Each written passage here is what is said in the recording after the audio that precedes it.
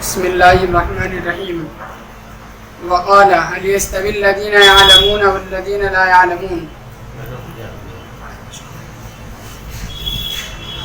دیکھیے باب ہے باب العلم قبل القول والعمل، کہ علم قول اور عمل سے پہلے. اس باب کا مقصد یہ ہے کہ پچھلے باب میں یہ بات بیان کی گئی کہ جو علم آپ نے حاصل کیا ہے اس کو دبا کر نہ بیٹھ جائیے، بلکہ اس کو آگے پہنچائیے، تبلیغ کی. تو پچھلے باب کے اندر گویا تبلیغ کا حکم دیا گیا ہے. اس باب میں حضرت امام بخاری رحمۃ اللہ علیہ یہ کہ تبلیغ کرنے کا جذبہ اور داعیہ تمہارے اندر پیدا ہوا ہے تو علم حاصل کرو. تبلیغ کا مرحلہ بعد میں ہے، اصول علم کا مرحلہ پہلے. اس لیے کہ جب کوئی انسان جانتا ہی نہیں کہ دین کیا ہے تو پھر وہ دین دوسروں تک کیا پہنچائے گا؟ جس کے پاس خود کچھ ہے وہی دوسروں کو دے سکتا ہے. جب میرے پاس کچھ نہ ہو تو میں دوسروں کو کیسے دوں گا؟ اب جس آدمی کے پاس دین کا علم ہے تو وہ دوسروں تک پہنچا سکتا ہے اور خود اس کے اوپر عمل بھی کر سکتا ہے. اور کسی آدمی کے پاس خود ہی دین کا علم نہیں ہے تو نہ وہ عمل کر سکتا ہے نہ دوسروں کو تبلیغ کر سکتا ہے. تو انسان کی جو ذمہ داریاں ہیں دو، ایک عمل کرنا دین پر اور ایک دین کی تبلیغ کرنا. امام بخاری رحمۃ اللہ علیہ فرماتے ہیں کہ ان دونوں ذمہ داریوں کو پورا کرنے کے لیے ضروری ہے کہ آدمی علم حاصل کرے. ان دونوں کاموں سے علم مقدم ہے. پہلے علم ہے، پھر قول یعنی تبلیغ ہے، اور پھر عمل. عمل اور قول یعنی تبلیغ بغیر علم کے ممکن نہیں ہے. تو علم مقدم ہے عمل پر بھی اور قول یعنی تبلیغ پر بھی. امام بخاری رحمۃ اللہ علیہ کے اس ترجمے میں قول سے مراد کیا ہے؟ تبلیغ ہے، دوسروں تک دین پہنچانا، دوسروں تک علم پہنچانا. دیکھو علم دو طرح کا ہوتا ہے، ایک علم وہابی ہوتا ہے اور ایک علم کسبی ہوتا ہے. وہابی وہ علوم کہلاتے ہیں جو انسان کی کوشش اور محنت کے بغیر اللہ تبارک و تعالیٰ دل میں القاء فرما دیتے ہیں، یہ وہابی علوم ہے. اور ایک ہے کسبی علم، یعنی انسان حصول علم کے لیے کوشش کرتا ہے، اسباب کو عمل میں لاتا ہے، اس کے نتیجے میں اللہ تبارک و تعالیٰ اسے علم کی دولت عطا فرما دیتے ہیں.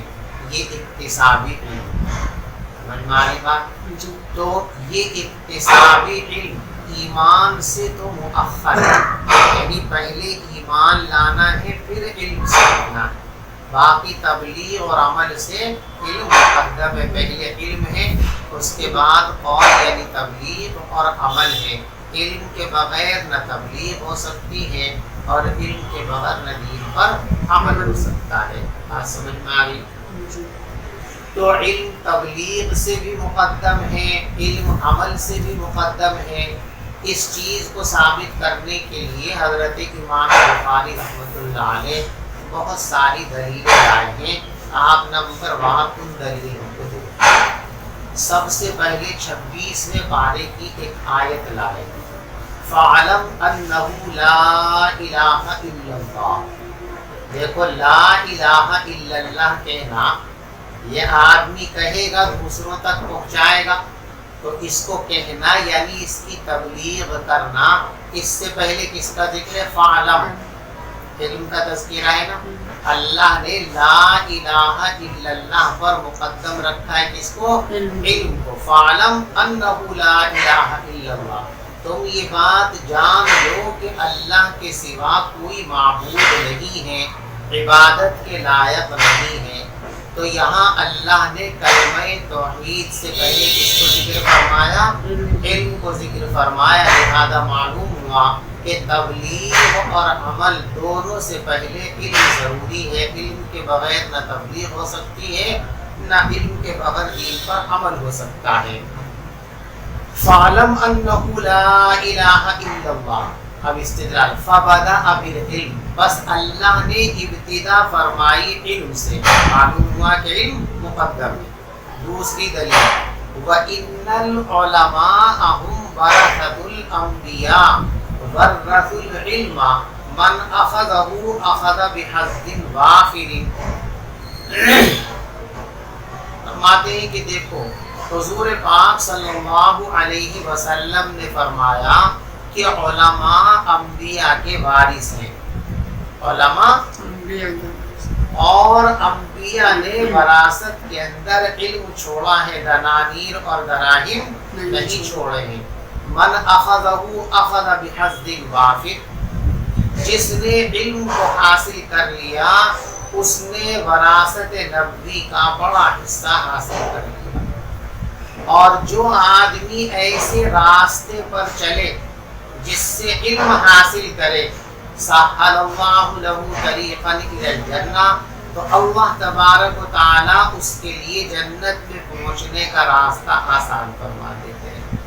اب دیکھیے جنت میں جائے گا انسان ایمان و عمل کی بنیاد پر، ٹھیک ہے، اور یہاں پہلے بیان کیا گیا کس کو؟ علم کو، کہ علم حاصل کرے گا تو جنت میں جائے گا، یعنی علم حاصل کرے گا تو عمل کرے گا، تبلیغ کرے گا تو جنت میں جائے گا۔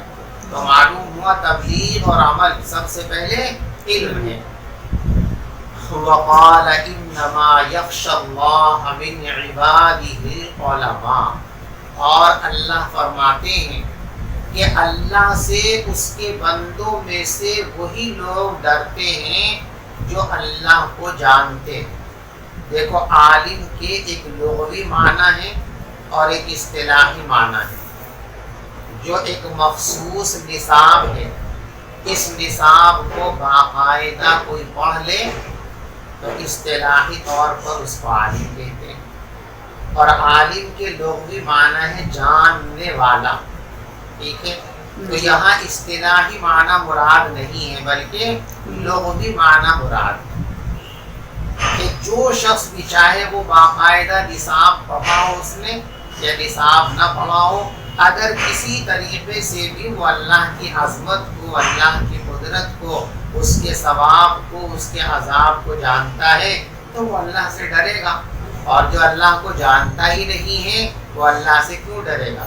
یعنی خشیت یہ علم کا ثمرہ ہے، یعنی خشیت جو دل کا عمل ہے، ٹھیک ہے نا، یہ کس کے بعد پیدا ہوتا ہے؟ علم کے بعد پیدا ہوتی ہے چیز۔ تو معلوم ہوا کہ علم مقدم ہے اور باقی ساری چیزیں مؤخر ہیں۔ بات سمجھ میں آ رہی؟ بات خشیت یہ دل کا ایک عمل ہے، اور یہ کس کے نتیجے میں پیدا ہوتا ہے؟ علم، یعنی پہلے علم آتا ہے اس کے بعد خشیت آتی ہے۔ مدعا ثابت ہو گیا کہ عمل سے پہلے علم کا درجہ ہے، سمجھئے؟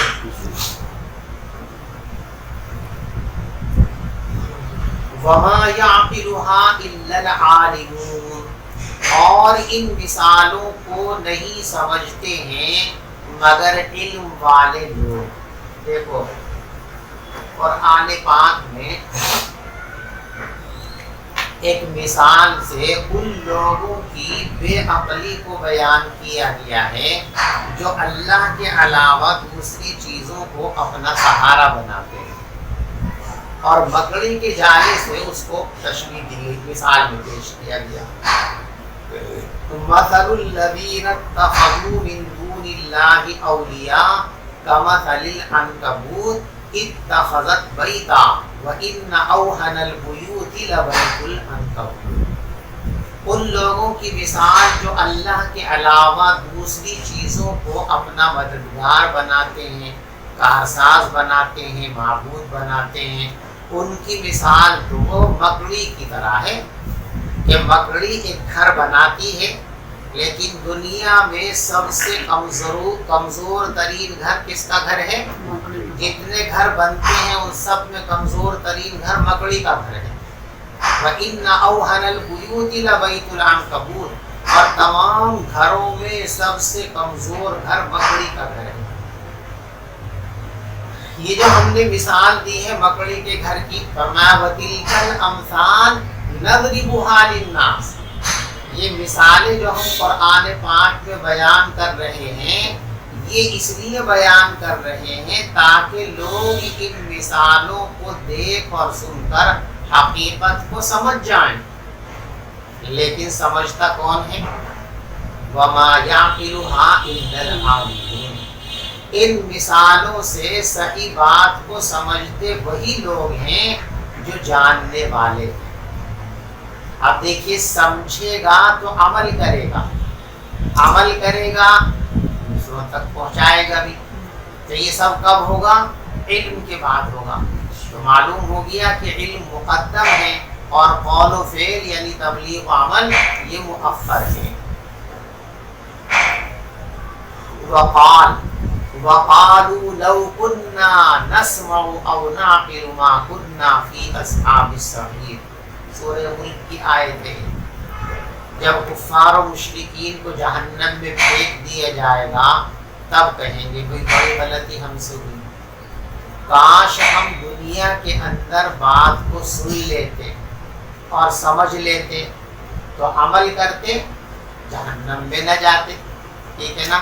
تو زیادہ ہونا لو کننا نسمع، کاش ہم سن لیتے۔ سننا یہ علم کا ذریعہ، آدمی سنتا ہے تو علم حاصل ہوتا ہے، تو پہلے کس کو بیان کیا گیا؟ سننے کو یعنی علم کو، کہ اگر ہم جان لیتے اور پھر عمل کر لیتے تو آج جہنم کے اندر نہ ڈالا جاتا۔ اس سے بھی معلوم ہوا کہ علم قول و عمل سے مقدم ہے۔ اور جہنمی لوگ کہیں گے کاش ہم سن لیتے یا سمجھ لیتے تو جہنم والوں میں شامل نہ ہوتے۔ وقال هل يستوي الذين يعلمون والذين لا يعلمون، کیا وہ لوگ جو جانتے ہیں اور وہ لوگ جو نہیں جانتے برابر ہو سکتے ہیں؟ یعنی جاننے والے اور نہ جاننے والے برابر نہیں ہو سکتے۔ کیا مطلب برابر نہیں ہو سکتے؟ پہلی ان کا قد 17 فٹ کا ہے۔ برابر نہ ہونے کا مطلب یہ ہے کہ جو جانتے ہیں وہ عمل کرتے ہیں، جو نہیں جانتے وہ عمل نہیں کر سکتے۔ تو جاننے والے عمل کرتے ہیں، یعنی پہلے جانتے ہیں اور پھر عمل کرتے ہیں، تو معلوم ہوا عمل سے پہلے علم کا درجہ ہے۔ وقال النبی صلی اللہ علیہ وسلم من یرید اللہ بہ خیرا یفقہہ فی الدین، اللہ جس کے ساتھ خیر کا ارادہ فرماتے ہیں اس کو دین کی سمجھ عطا فرما دیتے ہیں۔ دین کی سمجھ اس آدمی کے اندر آ جائے گی، یقیناً دین کے اوپر عمل کرے گا تو اس کو خیر ہی خیر ملے گی، جہاں بھی خیر ملے گی وہاں بھی خیر ملے گی۔ چنانچہ حضرت امام محمد رحمۃ اللہ علیہ کا جب انتقال ہو گیا تو ان کے کسی شاگرد یا متعلق نے خواب میں ان کو دیکھا، تو ان سے پوچھا کہ حضرت اللہ نے آپ کے ساتھ کیا معاملہ فرمایا؟ امام محمد رحمۃ اللہ علیہ نے فرمایا خواب میں کہ مجھے اللہ کے حضور فرشتوں نے پیش کیا، تو اللہ تبارک و تعالیٰ نے مجھ سے فرمایا اے محمد اگر ہم تمہارے ساتھ خیر کا ارادہ نہ کرتے تو ہم تمہیں علم ہی نہ دیتے۔ علم دیا ہی اس لیے ہے کہ ہم نے تمہارے خیر کا فیصلہ کر لیا تھا، یعنی تم کو جنت میں بھیجنے کا فیصلہ ہم نے کر لیا تھا، اور اس کے بعد فرشتوں سے کہا کہ ان کو جنت میں بھیجو۔ تو بہرحال خیر، آخرت کی خیر، دنیا کی خیر، یہ سب کب ملتی ہیں؟ عمل کے نتیجے میں ملتی ہیں، اور عمل سے پہلے علم کا درجہ ہوتا ہے۔ وَإِنَّمَا الْعِلْمُ بِالتَّعَلُّمِ، اور علم تو سیکھنے سے ہی آتا ہے۔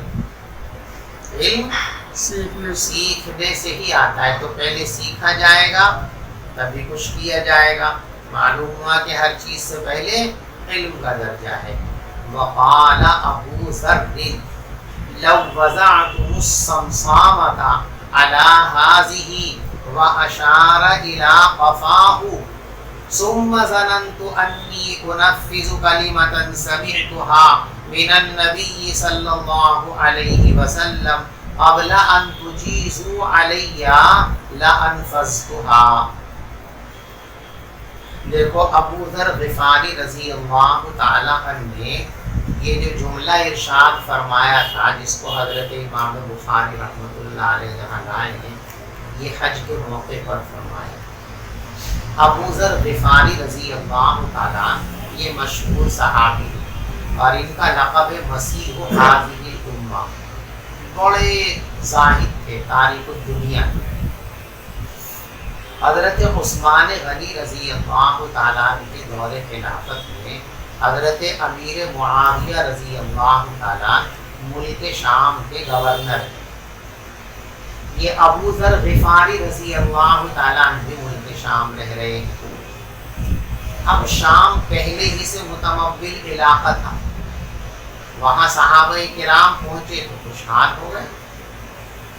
اب خوشحال تھے تو کچھ پیسے ویسے بعض لوگوں کے پاس تھے۔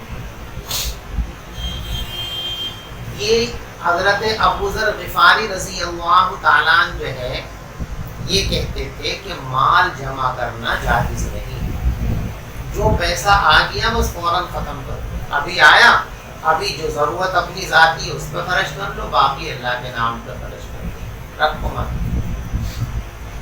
اور کہتے تھے کہ دیکھو اللہ قرآن میں فرماتے والذین یکنزون الذھب والفضہ ولا ينفقونها فی سبیل اللہ فبشرهم بعذاب الیم۔ جو لوگ سونا اور چاندی جمع کر کے رکھتے ہیں اور اللہ کے راستے میں اس کو خرچ نہیں کرتے، ان کو دردناک عذاب کی اطلاع دے دیجیے۔ امیر معاویہ اور دوسرے لوگ ان سے یوں کہتے تھے کہ حضرت جی یہ آیت یہودیوں کے سلسلے میں نازل ہوئی ہے، تو کہتے نہیں، یہود اور مسلمان سب اس میں شامل ہیں اور کسی کے لیے بھی پیسہ جمع کرنا درست اور صحیح نہیں ہے۔ اب ہر معاشرے کے اندر مالدار لوگ کم ہوتے ہیں اور غریب لوگ زیادہ ہوتے ہیں، تو اب یہ بات جب پھیلا دی حضرت ابو ذر غفاری رضی اللہ تعالیٰ نے، تو جو بھی مالدار کہیں سے گزرتا اس کو چڑھانے کے لیے غریب لوگ کیا کہتے والذین یکنزون الذھب والفضہ، یعنی تم جہنم میں جاؤ گے۔ ایک طنز ان کے اوپر لوگ پریشان ہو گئے۔ تو حضرت امیر معاویہ رضی اللہ تعالیٰ نے حضرت عثمان کو خط لکھا کہ ابو ذر نے یہ لوگوں کی زندگی دشوار کر دی ہے، تو قوم کو ہمارے پاس دیا۔ تو امیر المومنین کا حکم نامہ پہنچا یہ چل دیے، اور یہاں حضرت عثمان رضی اللہ تعالیٰ نے حضرت کعب کو تیار کیا کہ ذرا اچھی طریقے سے دلائل مستحضر کر لو، اور جب وہ آئیں گے تو ان کو دلائل کی روشنی میں اس بات پر قائل کرنا ہے کہ مال جمع کرنا ناجائز اور حرام نہیں ہے، مال جمع کر کے اس کا حق ادا نہ کرنا یہ گناہ کی بات ہے، مال جمع کرنا گناہ کی بات نہیں ہے، یہ تم سمجھاؤ ان کو کہ ٹھیک ہے۔ حضرت ابو ذر غفاری رضی اللہ تعالیٰ مدینے تشریف لے آئے، ایک آدھ دن کی ضیافت کے بعد اب لے کر کے بیٹھے تو ترکیب سے مسئلہ چھڑا، ہاں جی پیسے جمع کر سکتے ہیں یا نہیں کر سکتے؟ حضرت ابو ذر نے فوراً کہا نہیں کر سکتے، والذین یکنزون الذھب والفضہ۔ تو کعب آباد نے کہا کہ حضرت ایک بات بتاؤ، اسلام کا ایک بنیادی حکم ہے زکوٰۃ، اور زکوٰۃ مال پہ، اور مال پر بھی اس شرط پہ ہے کہ وہ مال سال بھر تک انسان کے پاس رہے، تو زکوٰۃ فرض ہوگی۔ سال بھر گزرنے سے پہلے پہلے ختم ہو گیا تو کوئی بات نہیں، تو مال ہوگا اور سال بھر تک رہے گا تو زکوٰۃ فرض ہوگی۔ تو اس کا مطلب یہ ہے کہ مال رکھ سکتے ہیں تبھی تو زکوٰۃ دیں گے، اور اگر مال 1 منٹ بھی اپنے پاس رکھنے کی اجازت نہ ہوتی تو پھر شریعت کا جو حکم زکوٰۃ دینے کے لیے تو بے معنی ہو جائے گا۔ اب اس بات کا کوئی جواب حضرت ابو ذر غفاری رضی اللہ تعالیٰ عنہ کے پاس نہیں تھا۔ بس غصے میں ڈنڈا اٹھا لیا کعب کو مارنے کے لیے۔ جب کعب نے دیکھا کہ ڈنڈا اٹھا لیا تو وہ فوراً گھوم کے ادھر آ گئی ان کے پیچھے۔ اب حضرت عثمان بیچ میں بیٹھے اور آگے آگے کعب بھاگ رہے اور پیچھے پیچھے حضرت ابو ذر بھاگ رہے ڈنڈا اٹھا کے۔ آخرکار ایک دفعہ ڈنڈا پٹک ہی دیا، آدھا کعب کو لگا آدھا حضرت عثمان کو لگا، بٹھا لیا بیٹھ جاؤ۔ اب حضرت عثمان نے دیکھا کہ ان کو کوئی سمجھا نہیں سکتا، ان پر غلبہ ہے اس تصوف کا، زہد کا، یہ سمجھ میں نہیں آ سکتا، تو فرمایا کہ ابو ذر تم ایک کام کرو، شہر میں رہنا تمہارے لیے مشکل ہے، تم ربضہ میں جا کر قیام کرو، یہ مدینے سے ذرا فاصلے پہ ایک چھوٹا سا گاؤں تھا، وہاں رہو جا کر کے، اور جب مجھے کوئی مسئلہ وغیرہ پوچھنا ہوا کرے گا تو میں آپ کو بلا دیا کروں گا۔ کے رہنے لگے۔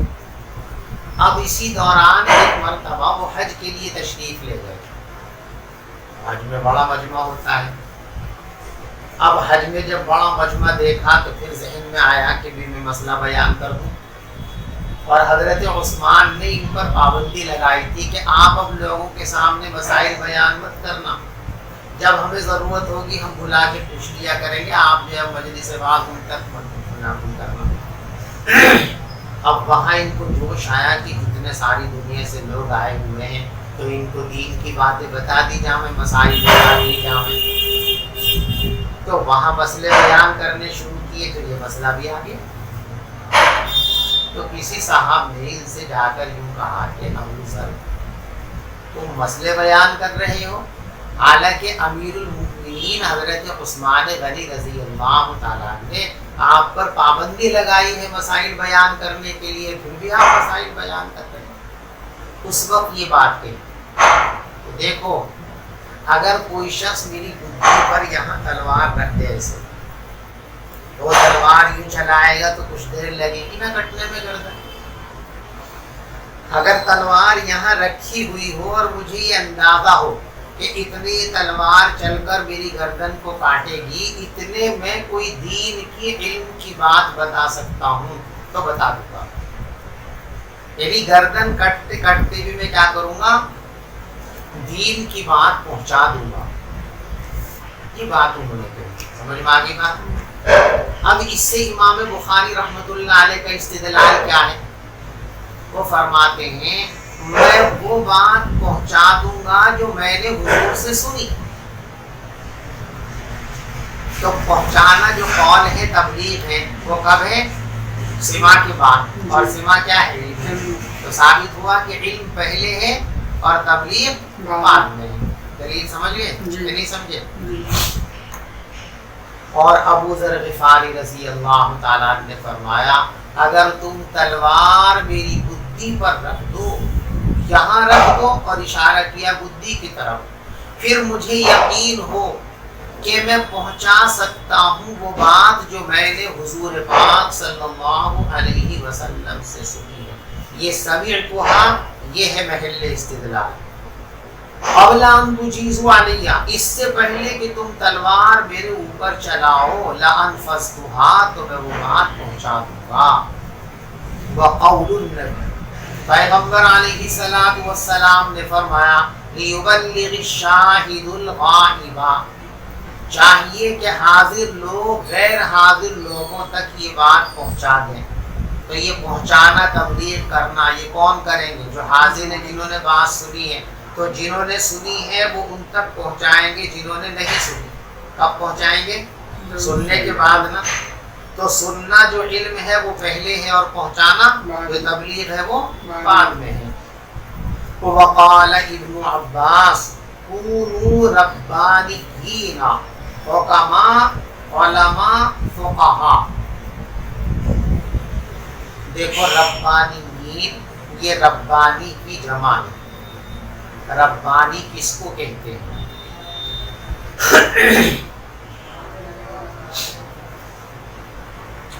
عبداللہ ابن عباس رضی اللہ تعالی عنہ نے ربانی کی تفسیر یہ کی ہے، کونوا عالما فقیہا حکیما، کہ دیکھو پہلا مرحلہ تو یہ ہے کہ تم عالم بنو۔ عالم کہتے ہیں اس شخص کو جو شریعت کے مسائل کو جان جائے۔ اس کے بعد مرحلہ ہے فقاہت کا، کہ آدمی اور محنت کرے اور ان مسائل کے دلائل کو بھی جان لے۔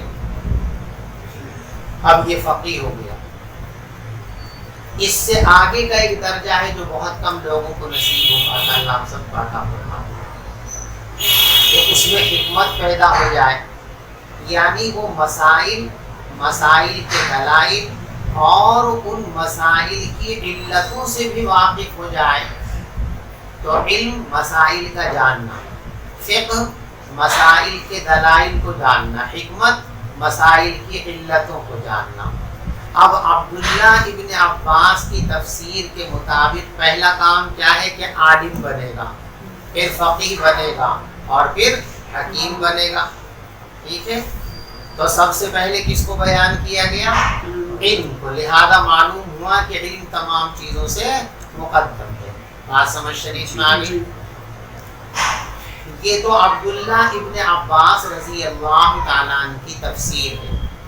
اسی تفسیر پر حضرت امام بخاری رحمۃ اللہ علیہ کا استدلال ہے، لہذا اسی کو اصل مان کر حضرت نے یہاں پیش فرمایا۔ لیکن ربانی کی ایک دوسری تفسیر اور کی گئی ہے، الذی یربی الناس بصغار العلم قبل کبار العلم۔ ربانی اس کو کہتے ہیں جو پہلے چھوٹی چھوٹی باتیں لوگوں کو سکھائے اور پھر بڑی بڑی باتیں سکھائے۔ تعلیم کا یہی اصل انداز ہے۔ مبتدی حضرات کو بہت بڑی بڑی باتیں آپ بتائیں گے، کچھ پلے نہیں پڑے۔ مبتدی حضرات کو تو بہت چھوٹی چھوٹی معمولی سیدھی سیدھی باتیں بتا دیں، پھر اور آگے بڑھیں گے تو اور بڑھا دیجیے، پھر اور آگے بڑھیں گے تو پھر اور بڑھا دیجیے، پھر اور آگے بڑھیں تو اور بڑھا دیجیے۔ اور مبتدی حضرات کو اگر آپ آگے کی باتیں بڑی بڑی باتیں بتانے لگیں تو ایسی صورت کے اندر جو ہے مبتدی کو کچھ پلے نہیں پڑے گا۔ تو تعلیم کا اصل طریقہ یہ ہے کہ سامنے جو طالب علم بیٹھے ہیں ان کی صلاحیتوں کو پیش نظر رکھ کے اتنی ہی باتیں ان کے سامنے بیان کی جائیں، ان کی فہم اور ان کا ذہن جتنی باتوں کو قبول کرنے کے لائق ہے، اس سے بڑی باتیں اور زائد باتیں اگر آپ بتائیں گے تو وہی ہوگا کہ نواب صاحب قرآن پڑھ رہے، کچھ بھی پتہ نہیں چلے گا۔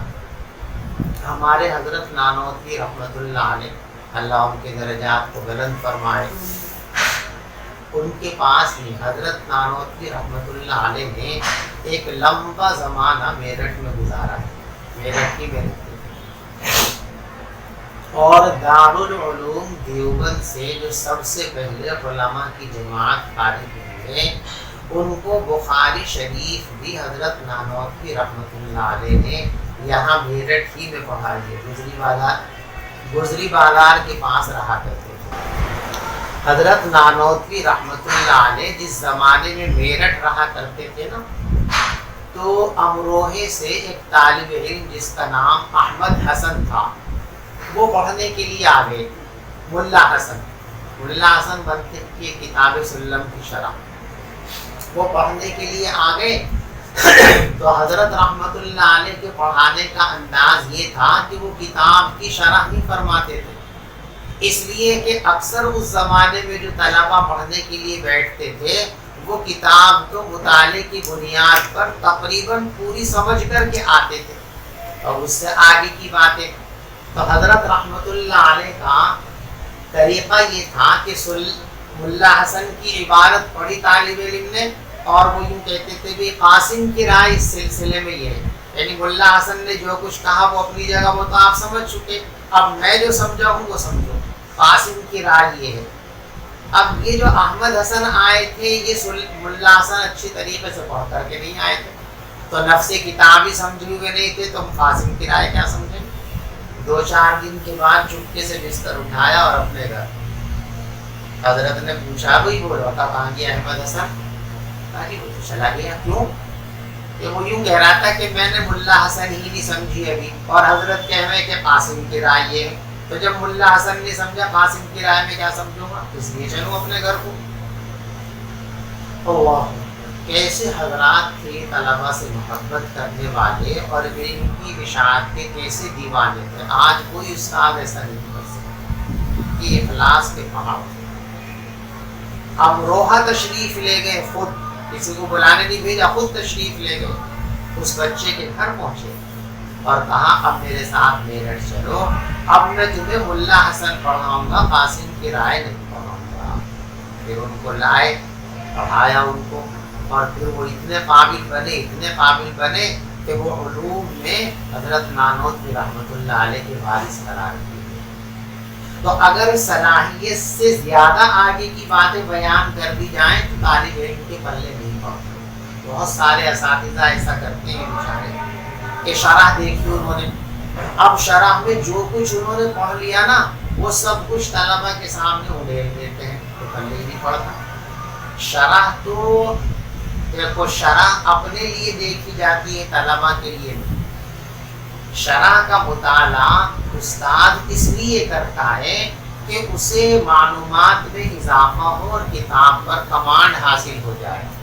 اب کمانڈ حاصل ہو گئی، اب طلبہ کو شرح نہیں پڑھانی، شرح تو ہم نے پڑھ لی، طلبہ کو پڑھانی ہے کتاب۔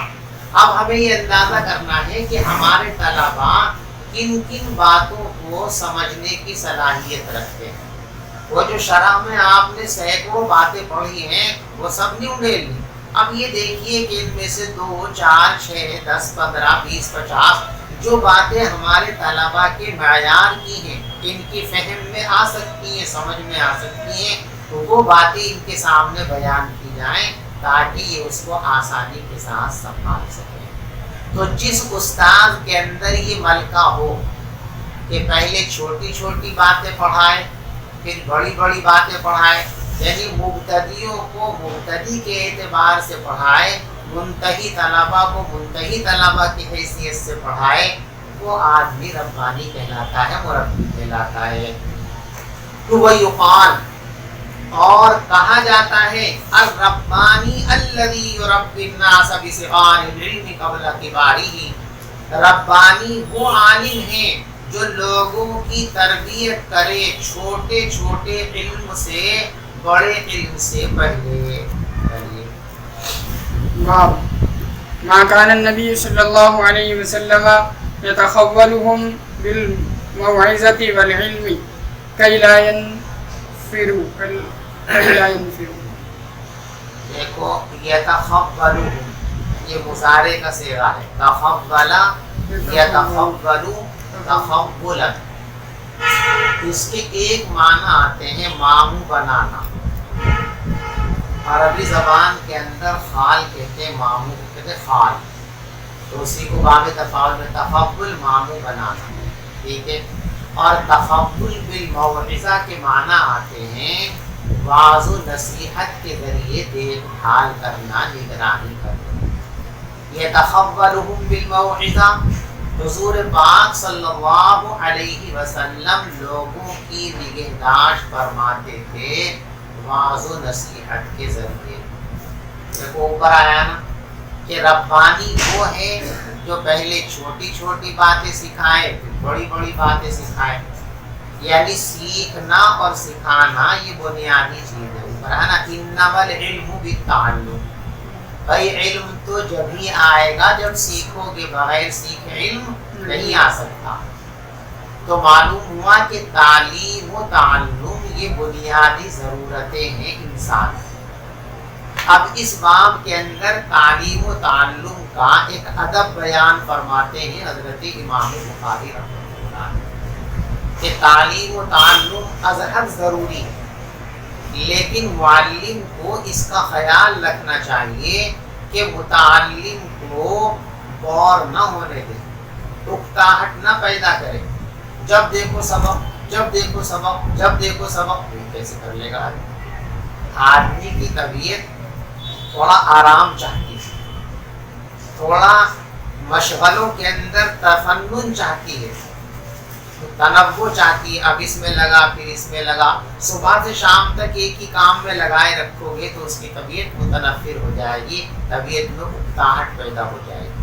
تو اتنا پڑھاؤ، اتنا پڑھاؤ، اتنی دیر تک پڑھاؤ کہ طالب علموں کے اندر اکتاہٹ پیدا نہ ہو۔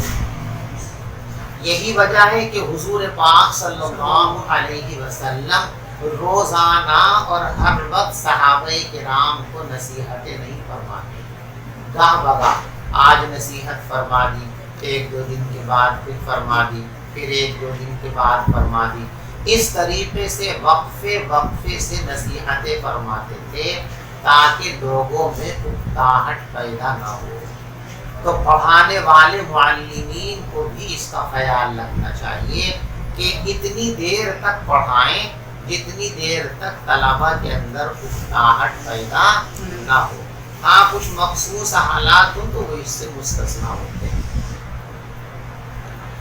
حضور پاک صلی اللہ علیہ وسلم صحابہ کی نگرانی فرماتے تھے نصیحت اور علم کے ذریعے تاکہ وہ لوگ اکتا نہ جائیں۔ وبه قال حدثنا محمد بن بشار قال حدثنا يحيى بن سعيد قال حدثنا شعبة قال حدثني أبو التياح عن أنس عن النبي صلى الله عليه وسلم قال يسروا ولا تعسروا وبشروا أو لا تنفروا ولا تنفروا۔ حضرت انس رضی اللہ تعالیٰ عنہ فرماتے ہیں کہ رسول پاک صلی اللہ علیہ وسلم نے فرمایا یسروا، آسانیاں پیدا کرو، ولا تعسروا، مشکلیں پیدا مت کرو، وبشروا، اور لوگوں کو بشارتیں سناؤ، ولا تنفروا، ان کو اکتاہٹ میں مبتلا مت کرو، ان کے اندر نفرت پیدا مت کرو، مایوسی پیدا مت کرو۔ دیکھو حضور پاک صلی اللہ علیہ وسلم کبھی کبھی صحابہ کو تعلیم و تبلیغ کے لیے بھیجتے تھے، اور کہیں کسی علاقے کا انتظام سنبھالنے کے لیے گورنر بنا کر کے بھیجتے تھے، والی اور حاکم بنا کر کے بھیجتے تھے۔ تعلیم و تربیت کے لیے بھیجیں یا والی اور حاکم بنا کر کے بھیجیں، جب کسی کو بھیجتے تھے تو یہ نصیحت ضرور فرمایا کرتے تھے یسروا ولا تعسروا۔ دیکھو بھئی لوگوں کے لیے آسانیاں پیدا کرنا، تنگیاں اور دشواریاں پیدا مت کرنا، وبشرا، اور لوگوں کو خوشخبریاں سنانا، ان کو اکتاہٹ اور نفرت میں مبتلا مت کرنا۔ دیکھو بہت سے لوگ جب تقریر کرتے ہیں تو وعیدیں ہی وعیدیں سناتے ہیں، یہ عذاب ہوگا، یہ عذاب ہوگا، یہ عذاب ہوگا، یہ عذاب ہوگا۔ نتیجہ یہ ہوتا ہے کہ لوگوں کی ہمت ٹوٹ جاتی ہے اور وہ مایوس ہو جاتے ہیں کہ جب اتنے چھوٹے چھوٹے گناہوں پر اتنا بڑا عذاب ہے تو ہم نے تو بہت سارے گناہ کر رکھے، تو ہمیں تو عذاب میں مبتلا ہونا ہی ہونا ہے، تو اب اگر ہم نیک کام کریں گے بھی تو کیا مقابلہ کر پائیں گے، تو ہم پر ٹوٹ گئے۔ اور کچھ لوگ جب بشارتیں بیان کرنا شروع کریں گے تو اتنی بشارتیں بیان کریں گے، اتنی بشارتیں بیان کریں گے کہ آدمی نڈر اور خوف ہو جاتا ہے۔ شب برات کے جلسے ہوتے ہیں نا ہمارے یہاں، اس میں یہی ظلم ہوتا ہے۔ اس رات کی اتنی فضیلت بیان کریں گے، نوافل کی اتنی فضیلتیں بیان کریں گے، اتنی فضیلتیں بیان کریں گے کہ لوگ یہ سوچنے لگتے ہیں کہ بس آج سارا لوکھا لیکھا صحیح ہو جائے گا، پھر کچھ بھی کرنے کی ضرورت۔ حالانکہ میرے استاد محترم نے فرمایا کہ جو وظائف ہیں، نوافل ہیں، ان کا پورا فائدہ انہی لوگوں کو ہوتا ہے جو فرائض کی پابندی کرتے ہیں۔ فرائض تو پڑھے نہیں، شب برات میں آ کے نفلیں پڑھتے بس ہوگی جنت کا حقدار کیسے ہو جائے گا؟ فرائض تو فرائض ہیں، ان کا تو ہر حال میں مطالبہ کیا جائے گا۔ اس لیے بشارتیں بھی سناؤ، نیک کام کرو گے یہ ملے گا، یہ ملے گا، جنت میں یہ ہے، فلاں ہے، فلاں ہے، لیکن ساتھ میں ڈر کی باتیں بھی بتاؤ کہ اگر اللہ کی نافرمانی کرو گے تو جہنم میں ایسا ہوگا، قبر میں ایسا ہوگا، حشر میں ایسا ہوگا. دونوں چیزیں سناؤ تاکہ توازن اور اعتدال باقی رہے. صرف بشارتیں سنانا یہ بھی اسلامی انداز نہیں ہے. صرف جو ہے وعید سنانا یہ بھی اسلامی انداز نہیں ہے. اور عام میں جہاں جہاں بھی بشارتیں ہیں ساتھ ساتھ وعیدیں بھی، جہاں وعیدیں ہیں فوراً ان کے بعد جو ہے وعدے اور بشارتیں بھی ہیں. تو بعض و نصیحت کرنے والوں کو اس کا خیال رکھنا چاہیے کہ خالص بشارتیں یا خالص جو ہے وعیدیں نہ سنائیں، بلکہ وعیدیں بھی سنائی جائیں تاکہ ڈر اور خوف پیدا ہو، اور بشارتیں بھی سنائی جائیں تاکہ امید پیدا ہو. کیونکہ امید اور خوف ان دونوں کے مجموعے کا نام ہی اصل ایمان ہے. جس آدمی میں اللہ کی رحمت کی امید بھی ہو اور اللہ سے ڈرتا بھی ہو وہ پکا مومن ہے. تو خوف اور رجا، امید اور دید، یہ دونوں چیزیں مل کر کے ایمان ہے. تو خوف پیدا کرنے کے لیے وعیدیں سناؤ اور امید پیدا کرنے کے لیے بشارتیں سناؤ. ملا جلا معاملہ لے کر کے چلو. باب من جعل لأهل العلم ایاما معلومتا. دیکھو اب تک کچھ نصیحتیں طلبہ کے لیے کی تھی، اب یہ پچھلے باب میں اس باب میں جو ہے اساتذہ کے لیے نصیحتیں فرما رہے ہیں کہ اساتذہ کو پڑھانے کے اندر اس کا اہتمام رکھنا چاہیے کہ طلبہ کو نظام بتا دینا چاہیے. پتہ چلے کہ ہمارے استاد 9 بجے سے پڑھائیں گے، 10 بجے سے پڑھائیں گے، ظہر کے بعد پڑھائیں گے، فجر کے بعد پڑھائیں گے، تاکہ طلبہ مستعد رہیں اور وقت پر حاضر ہو جائیں. اور اگر آپ کا کوئی نظام ہی نہیں ہے، کبھی آپ کا دل چاہا تو فجر کے بعد لے کر کے بیٹھ گئے، کبھی آپ کا دل چاہا ظہر کے بعد لے کر کے بیٹھ گئے، کبھی دل چاہا مدرسے میں لے کے بیٹھ گئے، کبھی دل چاہا تو ادھر جا کے بیٹھ گئے. یہ طریقہ صحیح نہیں ہے، اس لیے کہ اس سے طلبہ کو دشواری ہوتی ہے. ٹائم فکس کرو، وقت متعین کرو کہ ہم فلاں وقت آپ کو پڑھائیں گے تاکہ تمام طلبہ بر وقت استفادے کے لیے حاضر ہو، کوئی محروم نہ ہو اور کسی کو دقت اور دشواری نہ ہو. من جعل لأہل العلم ایاما معلوما، علم حاصل کرنے والوں کے لیے متعینہ ایام طے کر دینا، یعنی وقت طے کر دیں کہ فلاں وقت سے فلاں وقت تک ہم پڑھایا کریں گے. وبه قال حدثنا عثمان بن ابي شيبة قال حدثنا جرير عن منصور عن ابي وائل قال كان عبد الله يذكر الناس في كل خميس فقال له رجل يا ابا عبد الرحمن لو وددت أنك ذكرتنا كل يوم. قال أما أنه يمنعني من ذلك أني أكره أن أملكم وأني أتخفلكم بالموعظة كما كان النبي صلى الله عليه وسلم يتخفلنا بها مخافة السامة علينا أو كما قال. دیکھیے حضرت عبداللہ ابن مسعود رضی اللہ تعالیٰ عنہ نے ایک معمول بنا رکھا تھا کہ وہ اپنی مسجد میں ہر جمعرات کو تقریر فرمایا کرتے تھے، وعظ و نصیحت فرمایا کرتے تھے.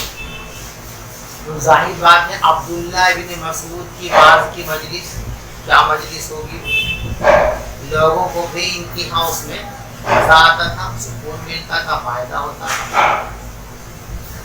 اب بعض طلبہ کی پیاس نہیں بجھتی تھی، ہر ایک ہفتے میں ایک دن ہوتی ہے تقریر، حضرت کی پورے ہفتے انتظار میں رہتے ہیں.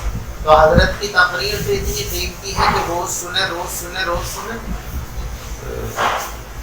چند طالب علم آئے اور انہوں نے کہا کہ حضرت یہ جو آپ کی مجلس بعد جمعرات کو ہوتی ہے نا ہفتہ واری مجلس، بڑی مفید مجلس ہے، ہماری خواہش یہ ہے کہ آپ بجائے ہفتہ واری کے اسے روزانہ کی مجلس بنا دیں.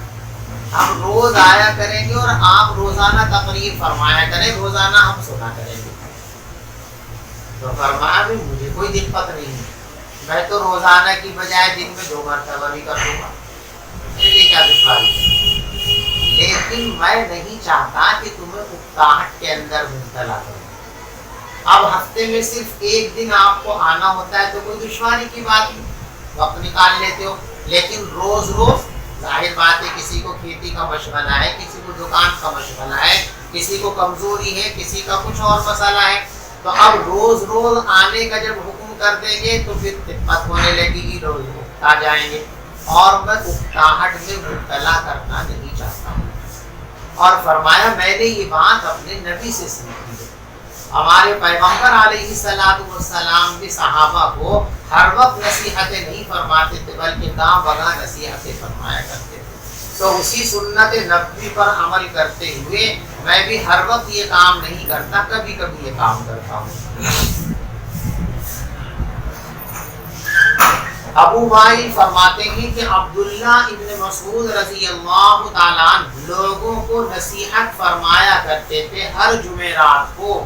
فقال له رجل یا ابا عبد الرحمن، تو ایک شخص نے ان سے کہا اے ابو عبد الرحمن، ان کی کنیت ہے، لوددت، میں یہ چاہتا ہوں کہ آپ ہم کو نصیحت فرمایا کریں روزانہ۔